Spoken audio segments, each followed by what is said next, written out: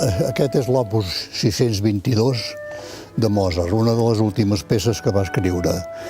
I és una de les millors músiques que existeixen per mi. I és una música que m'ha fet plorar. És potser l'única música que m'ha fet plorar. És una música extraordinària. Feliu Formosa actualment viu a Igualada, però, encara que sabadellenc de naixement, durant més de 30 anys va estar molt vinculat a Terrassa.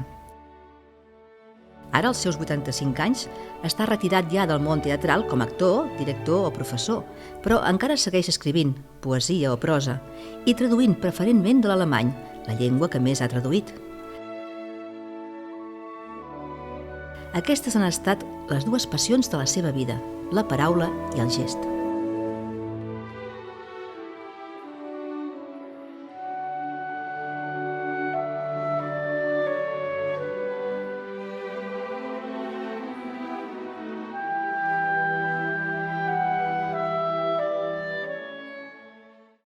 Feliu, tu vas néixer a Sabadell, oi?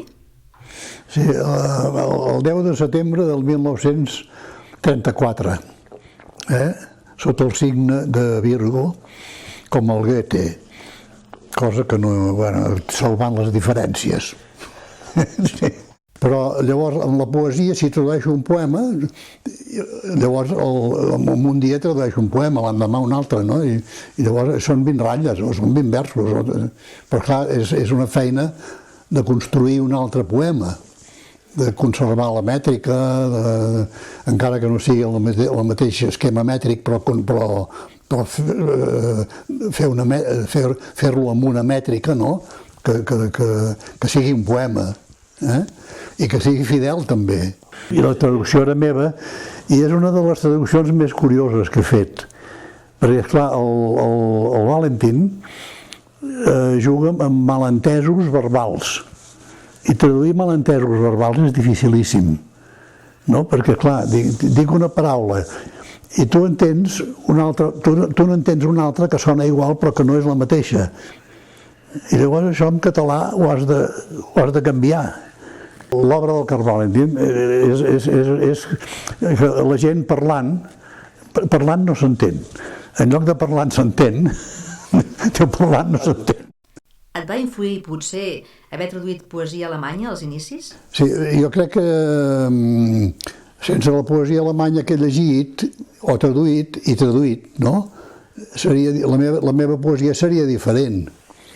No? La meva poesia és una poesia, diguem, poesia de l'experiència i de la cultura, vull dir, de la lectura, ve molt de la lectura, no?